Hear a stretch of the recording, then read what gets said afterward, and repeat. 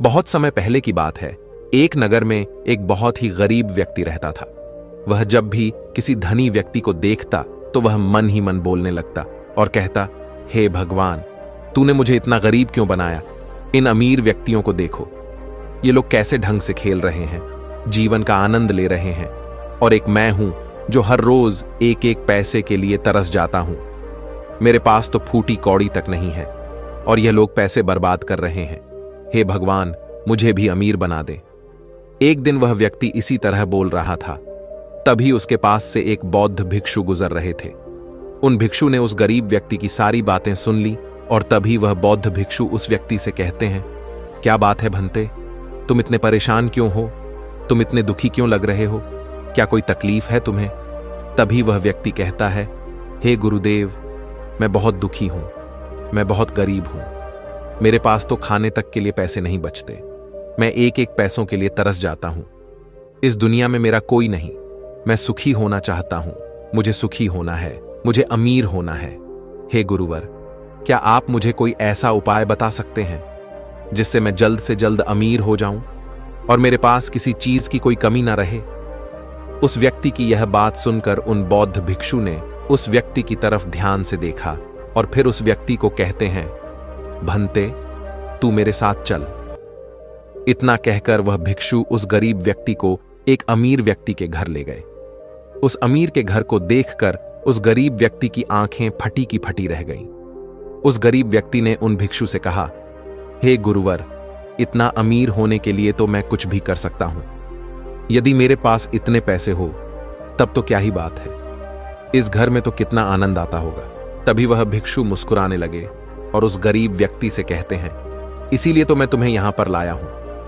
इतना कहते हुए भिक्षु उस व्यक्ति को उस घर के मालिक के पास ले जाते हैं और उस अमीर व्यक्ति से कहते हैं, तुम्हारे पास तो इतनी धन दौलत है, इतना आलीशान घर और सारे ऐश ओ आराम है, क्या तुम सुखी हो? तभी व्यक्ति जरा सा मायूस होकर उन बौद्ध भिक्षु से कहता है, हे गुरुवर, कैसा सुख? केवल धन दौलत होने से सुख तो नहीं आ जाता। मैं तो जन्म से ही अंधा हूं और एक अंधे के जीवन में सुख कैसे हो सकता है? सुखी तो वे लोग हैं जिनके पास आंखें हैं, जो लोग इस संसार को देख पा रहे हैं, इसकी खूबसूरती को आंख भर के निहार पा रहे हैं।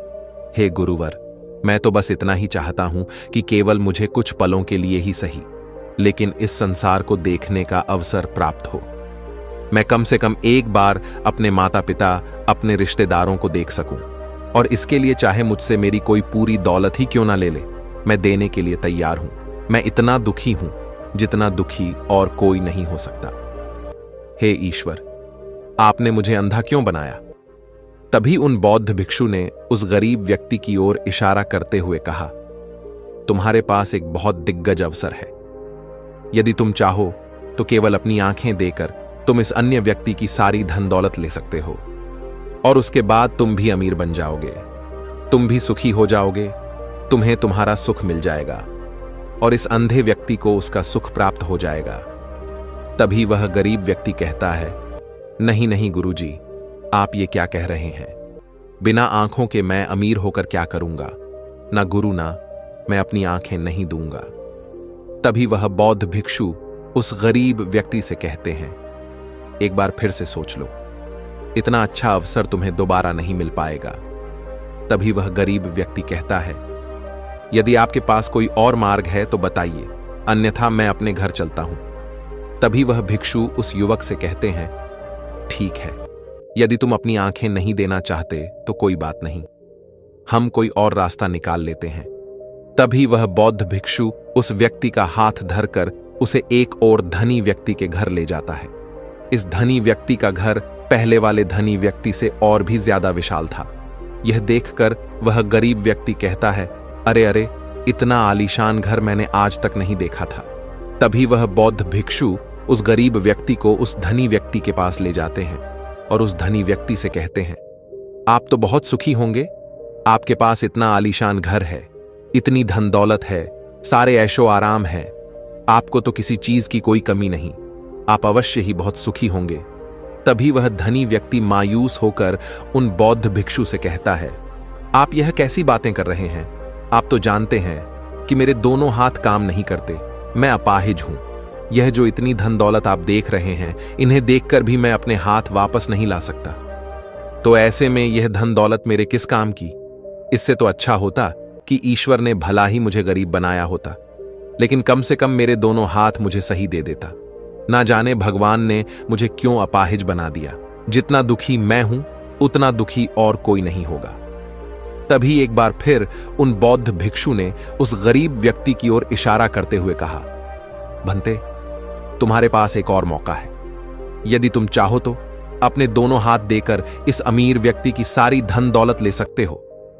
क्या कहते हो? क्या तुम तैयार हो? और अब की बार तो तुम्हें आंखें भी नहीं देनी होगी, तुम्हारी आंखें तुम्हारे साथ ही रहेंगी। तभी वह गरीब व्यक्ति उन बौद्ध भिक्षु से कहता है, अरे महाराज, आप ये क्या कह रहे हैं? एक अपाहिज होकर मैं इस धन दौलत का क्या करूंगा? क्या आपके पास कोई ऐसा अमीर व्यक्ति नहीं है जिसका पूरा शरीर भी स्वस्थ हो और उसके पास बेशुमार धन दौलत भी हो? तभी वह बौद्ध भिक्षु उस व्यक्ति का हाथ धर करके उसे तीसरे अमीर व्यक्ति के पास ले जाते हैं। उस अमीर व्यक्ति के पास उसका अपना महल था। यह देखकर वह गरीब व्यक्ति उन बौद्ध भिक्षु से कहता है, हे गुरुवर, यह तो अवश्य ही बहुत सुखी होगा। इसके पास तो इतना आलीशान महल है, इसके पास तो इतनी सारी धन दौलत है, ये अवश्य ही बहुत खुश रहते होंगे। इनका जीवन तो आनंद में होगा। तभी वह बौद्ध भिक्षु उस गरीब व्यक्ति को उस धनी व्यक्ति के पास ले जाते हैं और फिर उस धनी व्यक्ति से कहते हैं, आप तो अवश्य ही खुश रहते होंगे, क्योंकि आपके पास इतना आलीशान महल है, इतनी सारी धन दौलत है, आपके पास तो सारी सुख सुविधाएं भी हैं, आपका जीवन तो आनंद में बीतता होगा। इसके जवाब में वह अमीर व्यक्ति कहता है, हे गुरुवर, कैसा आनंद! मुझ जैसा दुखी इस दुनिया में और कोई नहीं होगा। मैं आज बहुत दर्द में हूं। मेरी पत्नी ने मुझे धोखा दे दिया है। वह किसी और से प्रेम करती है जो मुझसे भी अमीर है। आज मुझे समझ आया कि यह धन दौलत कभी किसी को सुख दुख नहीं दे सकती, और जब मन में दुख हो तो यह धन दौलत किस काम की? मुझसे सुखी तो वह गरीब इंसान होगा जिसकी पत्नी कम से कम उसके साथ तो है, वो उसके साथ वफादार तो है। आज मैंने तय कर लिया है कि मैं अपनी पत्नी और उसके प्रेमी की हत्या कर दूंगा। यह सुनकर वह भिक्षु उस अमीर व्यक्ति से कहते हैं, इससे पहले कि तुम ऐसा कदम उठाओ, कम से कम मुझे भोजन तो करवा दो। जाओ और भोजन की व्यवस्था करो, और साथ में कुछ कांच के टुकड़े भी ले आना। वह धनी व्यक्ति सभी साधु संतों का बहुत आदर करता था, इसलिए वह उन बौद्ध भिक्षुओं की बात मान जाता है। लेकिन वह यह नहीं समझ पाता कि आखिर उन बौद्ध भिक्षु ने खाने के साथ कांच के टुकड़े क्यों मंगवाए हैं। लेकिन जैसा कि उन बौद्ध भिक्षु ने कहा था, वह अमीर व्यक्ति उसी प्रकार खाने की व्यवस्था कर देता है। वह भोजन के साथ कुछ कांच के टुकड़े लेकर उन बौद्ध भिक्षु के पास पहुंचता है। तभी वह बौद्ध भिक्षु, वह गरीब व्यक्ति और वह धनी व्यक्ति तीनों एक साथ भोजन करने बैठते हैं, और उसी समय बौद्ध भिक्षु कुछ कांच के टुकड़े उठाकर उस अमीर व्यक्ति के भोजन में मिला देते हैं और उससे कहते हैं, लो, अब तुम इसे खा सकते हो। वह अमीर व्यक्ति अचंभित हो गया और उन बौद्ध भिक्षु से कहता है, हे गुरुवर, आप यह क्या कह रहे हैं? इस खाने में तो कांच के टुकड़े आपने मिलाए हैं। इस भोजन को मैं कैसे खा सकता हूं? यदि यह भोजन मैं करूंगा तो इससे मुझे बहुत तकलीफ होगी और हो सकता है कि मेरी मृत्यु भी हो जाए। तभी वह भिक्षु मुस्कुराने लगे और उस अमीर व्यक्ति से कहते हैं, तुम्हें यह बात तो समझ में आ गई, लेकिन तुम्हें यह बात नहीं समझ में आती कि अगर इस भोजन को खाना है तो इस भोजन के कांच के टुकड़ों को तुम्हें निकालकर अलग करना ही होगा। तभी यह भोजन तुम्हारे खाने योग्य बनेगा, और तब यह भोजन तुम्हें कोई तकलीफ नहीं देने वाला, बल्कि तुम्हें सुख ही प्रदान करेगा। इस पर वह अमीर व्यक्ति अचरज में उन बौद्ध भिक्षु से कहता है, हे गुरुवर, आखिर आप क्या कहना चाहते हैं?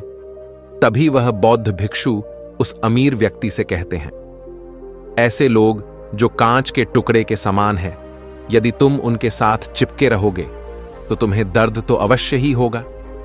जिस प्रकार यह कांच का टुकड़ा मिला हुआ भोजन तुम्हें दर्द प्रदान करेगा, इसलिए इसका समाधान तो यही है कि तुम इन कांच के टुकड़ों को भोजन से अलग कर दो और जो है उस पर ध्यान दो, अर्थात कि तुम उन लोगों को भूल जाओ जो तुम्हारे जीवन में नहीं है और उन लोगों पर ध्यान दो जो इस समय तुम्हारे साथ हैं। जैसे कि तुम्हारी पुत्री। वह भी तो तुम्हारे प्यार की भूखी है। क्या तुम्हारा यह कर्तव्य नहीं है कि तुम उसका ख्याल रखो, उसकी परवरिश करो?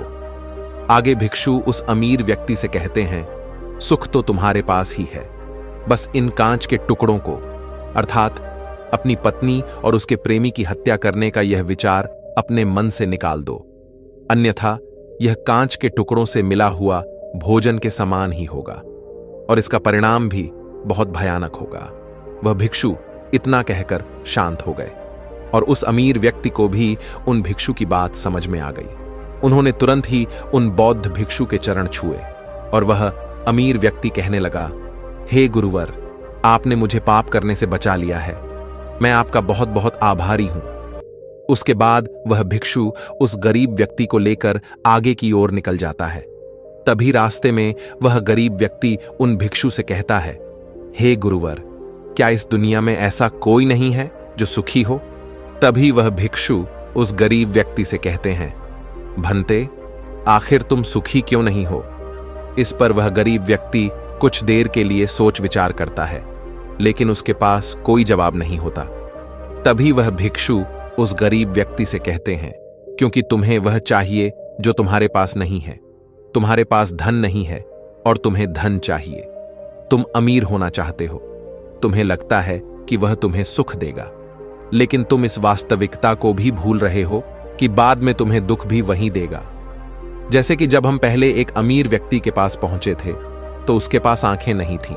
उसके पास जो नहीं था वह उसके लिए बिलक रहा था, जबकि उसके पास तो बेशुमार धन दौलत थी और उसका पूरा शरीर भी पूरी तरह से स्वस्थ था, लेकिन उसका ध्यान उस पर नहीं था। वह उसे छोड़कर उन चीजों के पीछे भाग रहा था जो उसके पास नहीं थी। इसी तरह से दूसरे अमीर व्यक्ति के पास आंखें थीं, धन दौलत भी थी, लेकिन हाथ नहीं थे। इसी प्रकार जो चीज उसके पास थी वह उसका आनंद नहीं ले रहा था, बल्कि वह तो इस दुख में था कि उसके पास उसके हाथ नहीं है। और ठीक इसी प्रकार से तीसरा अमीर व्यक्ति भी दुखी था, क्योंकि उसके पास तो धन दौलत भी थी, ऐशो आराम भी था और उसके पास तो उसका पूरा शरीर भी था। वह पूरी तरह से स्वस्थ और तंदुरुस्त भी था, लेकिन फिर भी वह दर्द में था, क्योंकि उसे उसकी पत्नी ने धोखा दे दिया था, जो उसकी कभी हो ही नहीं सकती थी। जो स्त्री केवल धन के लिए किसी और के साथ भाग जाए, क्या वह उसका साथ कभी दे सकती थी? नहीं। लेकिन उस अमीर व्यक्ति के पास जो था, अर्थात उसकी पुत्री, वह उसके बारे में सोच ही नहीं रहा था। आगे वह भिक्षु उस गरीब व्यक्ति से कहते हैं, अमीर गरीब होने से दुख और सुख का कोई मतलब नहीं होता। अमीर हो या गरीब, हमारे दुखी होने का एकमात्र कारण यही होता है कि हम हमेशा उन चीजों के पीछे भागते रहते हैं जो हमारे पास हैं ही नहीं, और जो वर्तमान में हमारे पास है हम उस पर ध्यान ही नहीं देते और ना ही उसका आनंद ले पाते हैं। हम तो केवल भविष्य में घूमते रहते हैं, भूतकाल में अटके रह जाते हैं, और यह सारी गलतियां हम वर्तमान की जमीन पर करते हैं। और यही कारण है कि तुम कभी आनंदित हो ही नहीं पाते, तुम कभी खुश नहीं रह पाते, क्योंकि जो आनंद का समय है, अर्थात वर्तमान का समय है, वह तो यूं ही नष्ट हो जाता है। तभी आगे वह भिक्षु उस गरीब व्यक्ति की ओर इशारा करते हुए कहते हैं, भंते, तुम मुझे यह बताओ, क्या तुम्हारे पास उन तीनों अमीर व्यक्तियों के दुखों में से कोई एक भी दुख है? तभी वह गरीब व्यक्ति सोच विचार कर उन भिक्षु से कहता है, नहीं, मेरे पास उन अमीर व्यक्तियों के दुख में से कोई भी दुख नहीं है। इस पर भिक्षु उस गरीब व्यक्ति से कहते हैं, तो फिर तुम दुखी क्यों हो? इसका जवाब देते हुए वह गरीब व्यक्ति उन भिक्षु से कहता है, हे गुरु, भले ही मैं उनके मुकाबले सुखी हूं, पर क्या धन कमाना या धन प्राप्त करने की इच्छा नहीं होनी चाहिए? क्या मुझे अपने वर्तमान को इसी तरह से स्वीकार कर लेना चाहिए? क्या मुझे हमेशा इसी तरह से गरीब रहना चाहिए?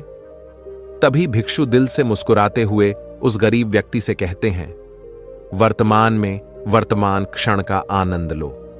वर्तमान में ही ऐसे कर्म करो जिससे तुम्हारा भविष्य सुधर सके, लेकिन ऐसी चीजों के पीछे व्यर्थ समय न गवाओ जो तुम्हारे पास आज नहीं है। जो तुम्हारे पास आज है उसका आनंद लो, और जो तुम पाना चाहते हो उसके लिए केवल कर्म करो, और उस कर्म का फल तुम्हें भविष्य में मिलेगा, यानी इसकी चिंता में भी मत रहना, क्योंकि यदि तुम इसकी चिंता में रहोगे तो कभी सुखी नहीं रह पाओगे, भले ही हालात कितने भी बुरे क्यों ना हो। केवल अपने आज पर ध्यान दो और अपने कर्म मन लगाकर करो। इतना कहकर वह भिक्षु शांत हो गए और गरीब व्यक्ति को भी उन बौद्ध भिक्षु की बात अच्छी तरह से समझ में आ चुकी थी। वह यह समझ चुका था कि अब से उसे अपने वर्तमान पर ध्यान देना है, उसे अपने वर्तमान को सुधारना है। उसके बाद उस गरीब व्यक्ति ने उन बौद्ध भिक्षु को प्रणाम किया और वापस अपने घर लौट गया। अब से वह गरीब व्यक्ति यह सोचकर हमेशा खुश रहने लगा कि कम से कम वह उन 3 अमीर व्यक्तियों से अधिक खुश है। उसके पास अधिक खुशियों की वजह है। हाँ, यह बात और है कि उसके पास धन नहीं है, लेकिन उसके पास ऐसी चीजें हैं जो धन से कहीं ज्यादा कीमती हैं, और वह है उसका पूरा शरीर जो पूरी तरह से स्वस्थ है।